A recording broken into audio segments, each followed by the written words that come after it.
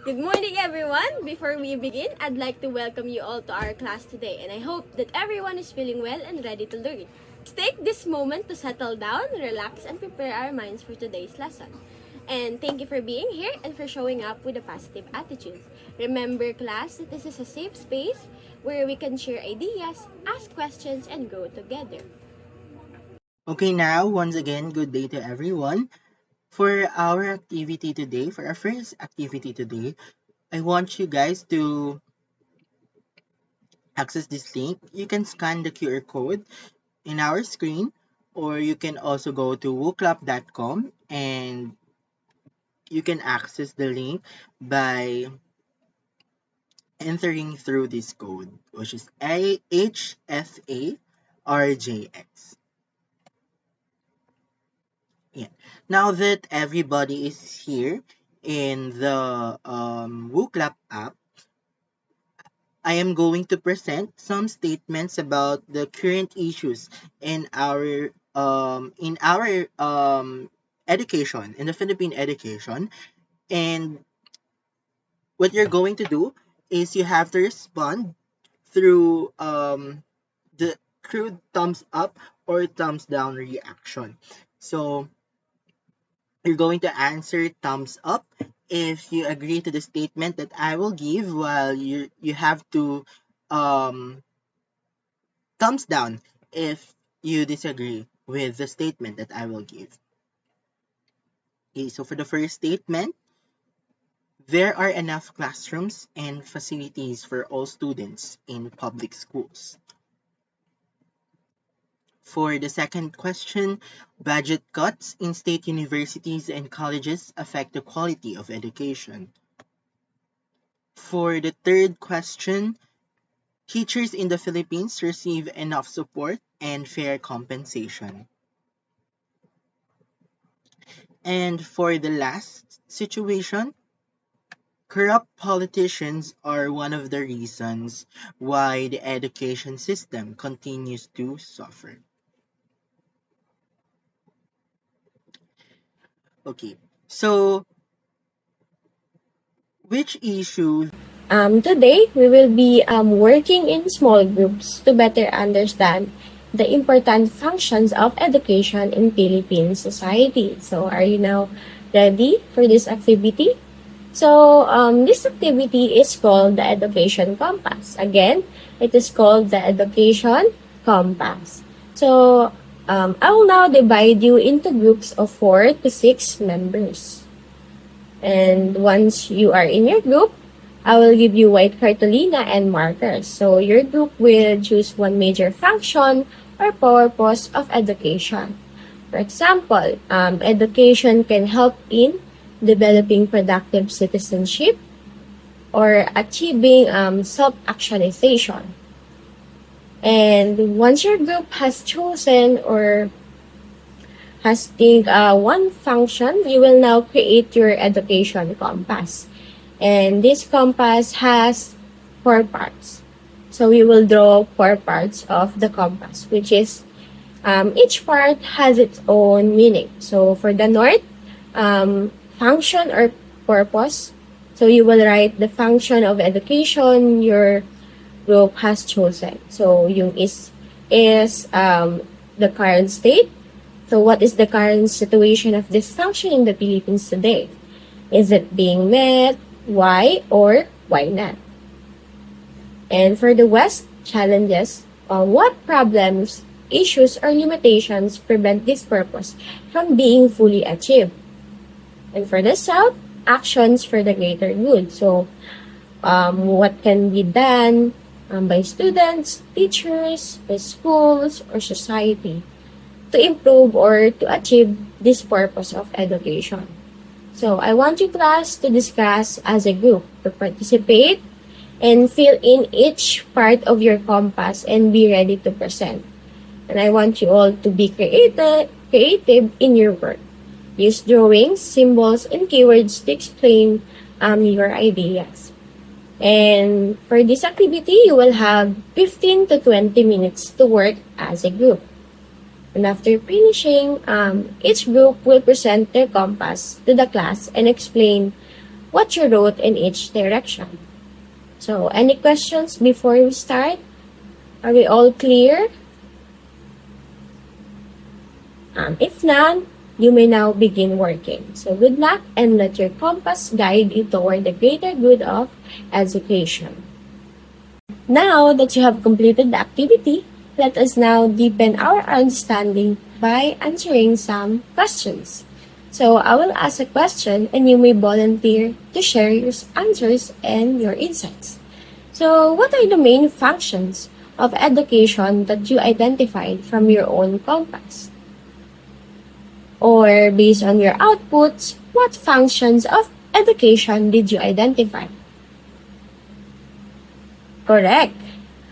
This reminds us that education is not just about knowledge, but shaping individuals who can contribute meaningfully to society.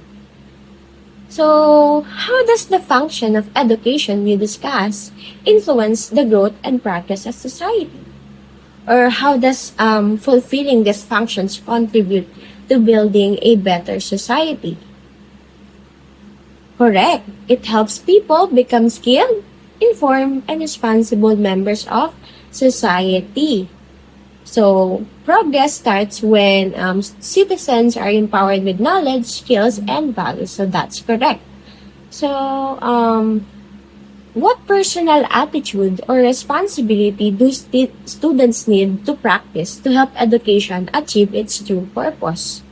And as a learners, what responsibilities should you practice? Correct. Students should be accountable, responsible, and disciplined in learning. So, take study seriously and contribute in class. So, very good. Education becomes meaningful only when students actively participate and take responsibility. So, how does this activity make you feel about your role as a learner in society? Or how has this activity affected your view of your role as a student?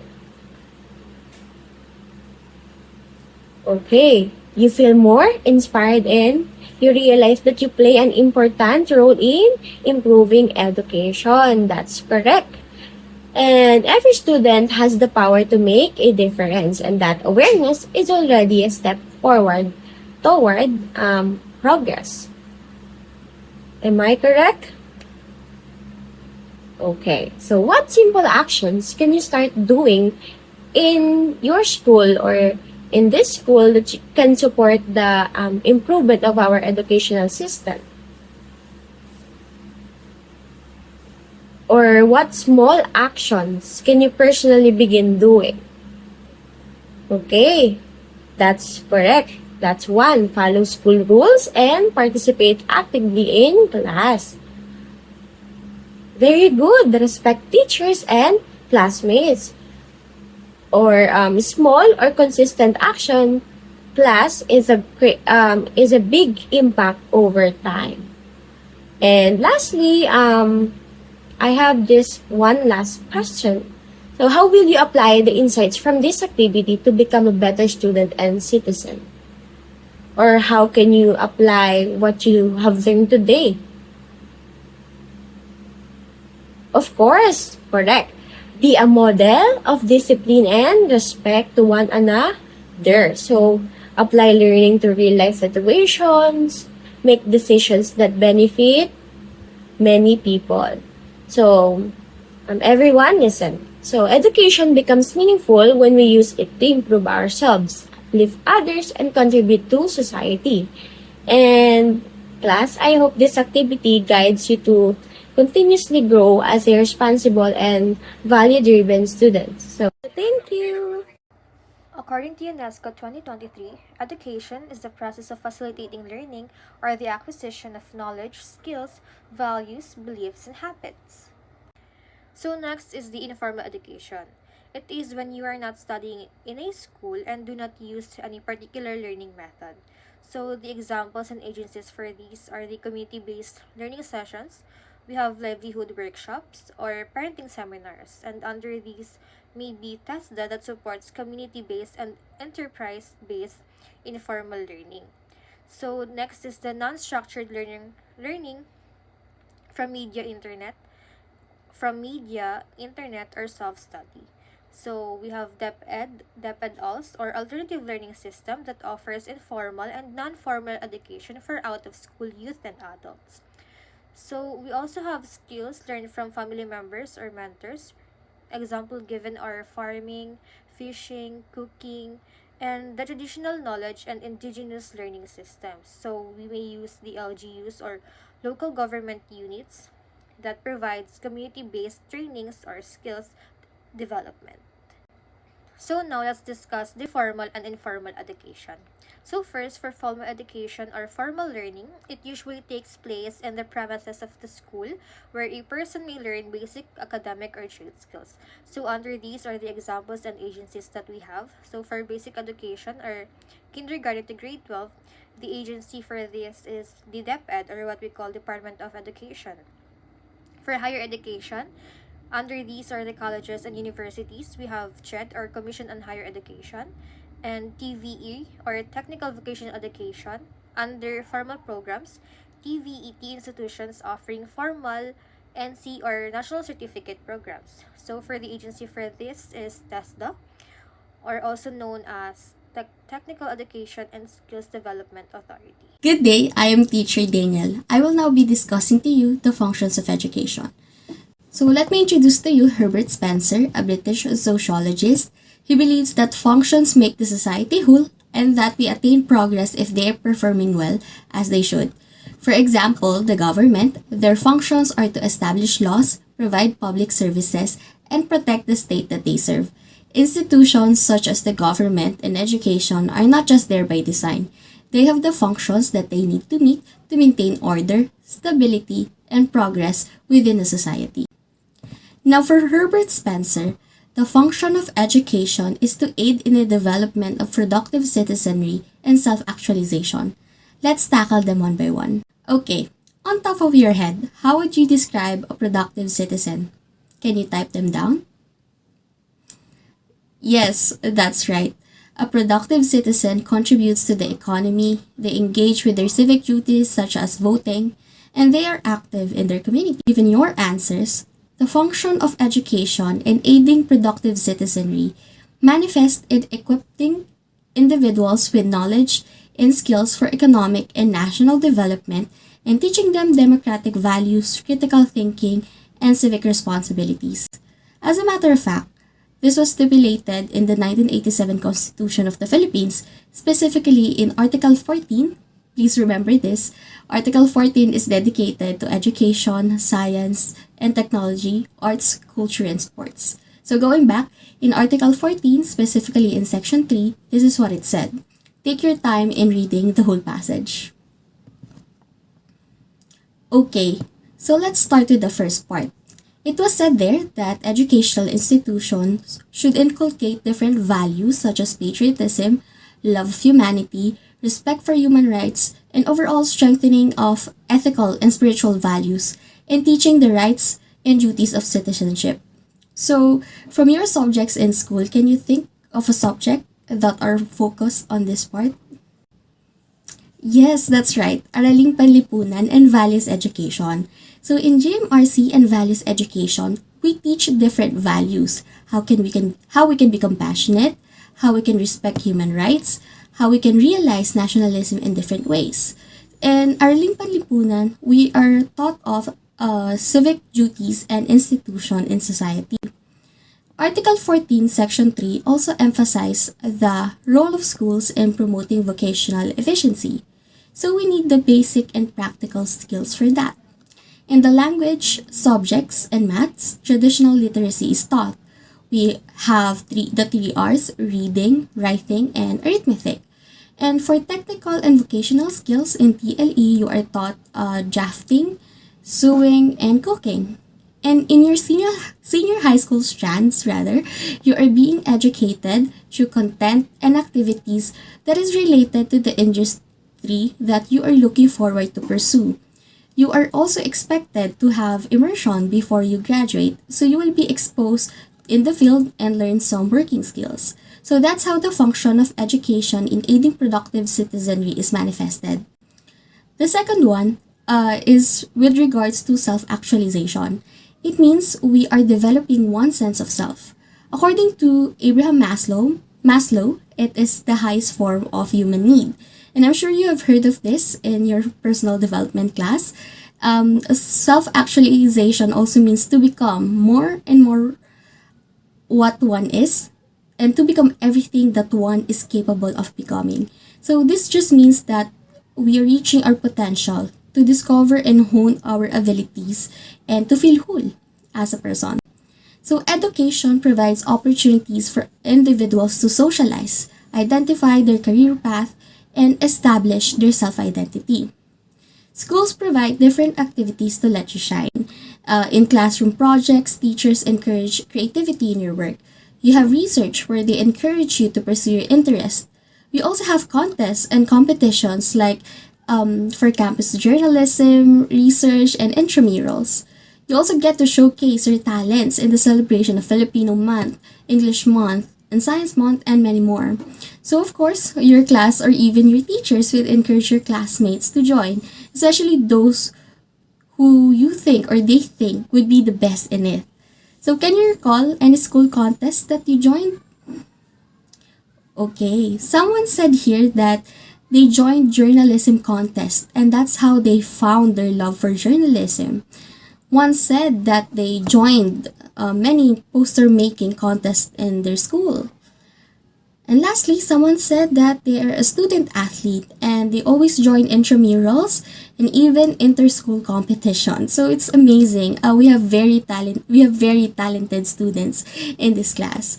And I also believe in some schools there are special sections dedicated to different talents. Like there are sections for those who do well in the arts, in journalism, in sciences. You have the STE section, and in sports. So there are also high schools in the Philippines who specialize in specific fields.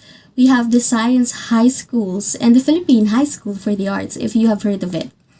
So next here is the career development and choosing strands in senior high schools. So the self-actualization aspect here is the process of getting to know yourself and exercising your own choice and your autonomy. In productive citizenry, there is an external element to it. You are being educated on skills and knowledge so you could contribute economically to the nation and to others. But here, in self-actualization with regards to career development, we are looking inwards. Schools try to help students to discover what they want to achieve, what field they can pursue in relations to the abilities that they have, and what they can do to maximize them. So I hope that clears everything. Moving on, we also have other pathways for one to continue learning. We have informal education. There are websites with short online courses that one can take to broaden their capacities. Internationally, we have Coursera, and in the Philippines, University of the Philippines Open University offer short courses for non-UP students. So there you can learn topics at your own pace and they can give you a certificate for completing the course. So truly, education in its many phases and types is a valuable institution because it brings the greatest good to a great number of people. So I would like to introduce to you the concept of utilitarianism. Utilitarianism is an ethical theory. You might encounter this in your further studies in college. So this is an ethical theory that says that what is right or good is something that is useful and beneficial. So it emphasizes the promotion of common good and the welfare of many. So viewing education in this lens, in the utilitarianism lens, would really lead us to an evaluation that education, it is a good institution. It is good to pursue it, to invest in it, because it can improve both personal and collective well-being by equipping individuals with knowledge, skills, and values.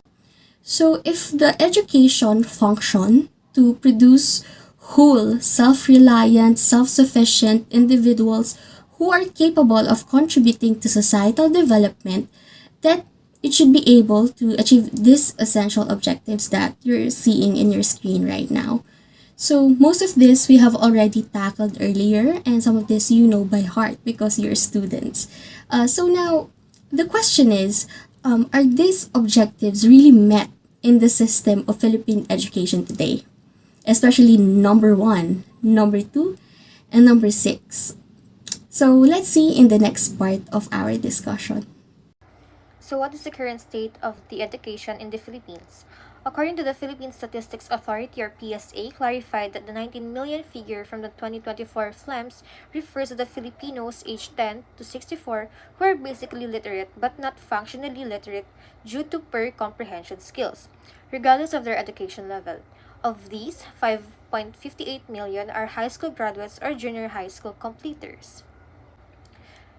During the Senate hearing that was held on April 30, 2025, the Committee on Basic Education led by Senator Sherwin Gatchalian revealed that up to 18 million basic education graduates may be functionally illiterate. Gatchalian emphasized the severity of the issue, citing that 24.8 million Filipinos struggle with comprehension and 5.8 million are not even basically literate. The 2024 FLEMS introduced a stricter definition of functional literacy, now requiring advanced comprehension skills, unlike the 2019 version, which assumed high school graduates were functionally literate by default. Now, according to Philippine Institute for Development Studies, the senior high school program in the Philippines is facing major criticism due to its failure to meet goals of preparing students for college or employment. A Pulse Asia survey found that only 41% of Filipinos are satisfied, while 42% are dissatisfied. Studies show senior high school graduates don't gain a significant employment or salary advantage compared to grade 10 or second year college completers. Many employers prefer college graduates, and most senior high school students still pursue higher education, contrary to the program's goal of producing job ready graduates. Senator Gatchalian and experts argue the extra 2 years have become a financial burden without delivering promised outcomes. In response, DepEd plans to revamp the senior high school curriculum, focusing on improving access to jobs, entrepreneurship, and further education. And lastly, according to UNESCO, quality education is a fundamental human right. In the Philippines, however, many children are left behind. Access to quality learning, especially for the youngest learners, is limited to families with the money or opportunity. The country is experiencing a learning crisis that prevents children in the Philippines from achieving their full potential. Compared to countries at the same economic level, the Philippines is behind by 5 to 6 years worth of schooling, according to PISA 2022. Furthermore, there are huge disparities within the country, with regions like the Bangsamoro falling behind others by an additional 2 years, according to UNICEF 2024. According to Article 26 of the Universal Declaration of Human Rights, it states that everyone has the right to education. Education shall be free, at least in the elementary and fundamental stages. Elementary education shall be compulsory, such as in the Philippines. Technical and professional education shall be made generally available, and higher education shall be equally accessible to all on the basis of merit. So for our activity, you will need to write three positive things about your education journey and two areas that you need they think to improve. So to use this website that I will send to you, you can click this button here and add notes where you can have your ideas written. You are free to navigate this website. And for the prompt that you will answer in this activity, if you could do one small thing today to help improve education in your home, school, or community, what would it be? So you will demonstrate an action-oriented response by creating and sharing a digital commitment app, a short practical idea, or a gesture that promotes quality education within your capacity. For example, helping peers, valuing learning, and supporting literacy. So you will use this prompt to answer it. And for the rubric is as follows. You will use this as a guide in creating your activity. You will use an online tool not just to show, but just to tell. And you can say in that online tool on how you can contribute through a short recorded message, poster, or digital pledge card. Now, for our assessment instructions, this assessment will have two parts. First is modified true or false, and the second is multiple choice. So, read the following statements carefully and identify whether each item is true or false. If the statement is true, you will choose true on the choices. If the statement is false, change the underlined word and or the group of words to make the statement correct. So for the first question, kindergarten to grade 12 falls under formal education in the Philippines. Next, mandates about Philippine education are discussed in Article 16 of the 1987 Philippine Constitution. Next, the Philippine agency responsible for senior high school is CHED. Next question. According to Herbert Spencer, the function of education is to contribute to productive citizenry and self-actualization. Last question. Primary education in the Philippines is compulsory. For the next part of this assessment, multiple choice, read each question carefully, select the best answer that corresponds to the best answer based on what you have learned. First question, which of the following is not an example of formal education in the Philippines? Next, what is the main goal of senior high school program in the Philippines when it was introduced? Next, which of the following illustrates the function of education in aiding self-actualization? Next, which of the following illustrates utilitarian education in practice that promotes productive citizenry in the Philippines? Last question, which of the following best illustrates a major educational challenge highlighted during April 30, 2025 Senate hearing on the Philippine education? So that is all. Submit your answers now and we will record it accordingly. So for the correct answers, So for the correct answer, let's start with part 1, which is the modified true or false. So for item 1, the correct answer is true. For item 2, the correct answer is Article 14, false. For item 3, the correct answer is false. It is the Department of Education. So for item 4 and 5, the correct answer is true.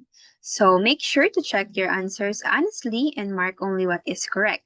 If you have a different answer, please put an X beside it.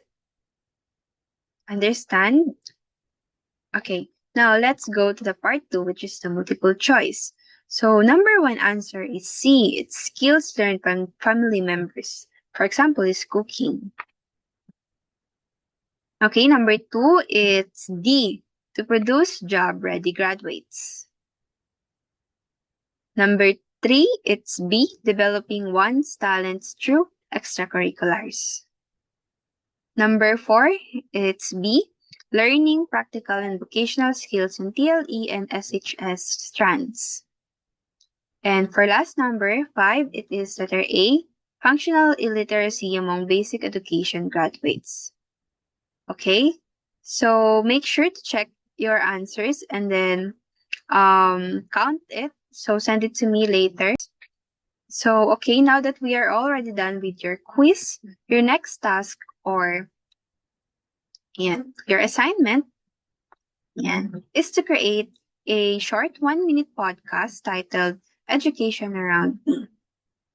In this podcast, you will talk about how education shows up in your daily life and in your community. You should also share your own ideas on how you can help improve the quality of education.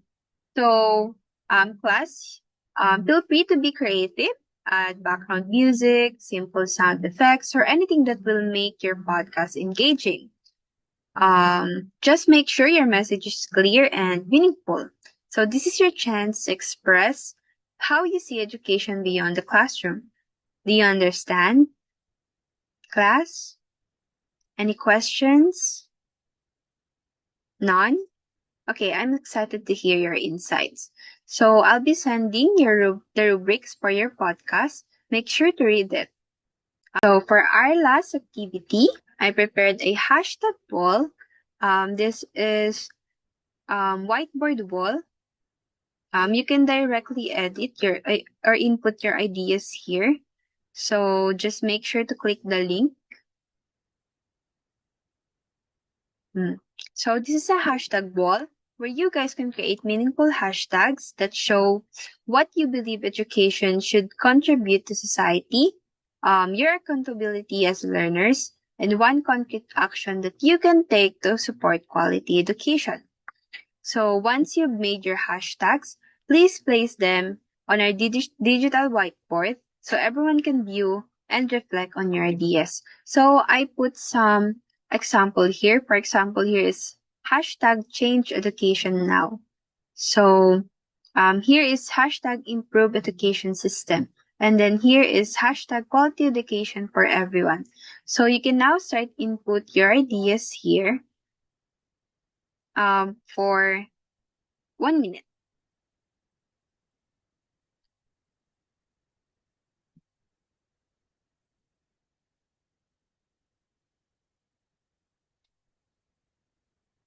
Okay, that's it. Thank you for attending our class and see you again tomorrow.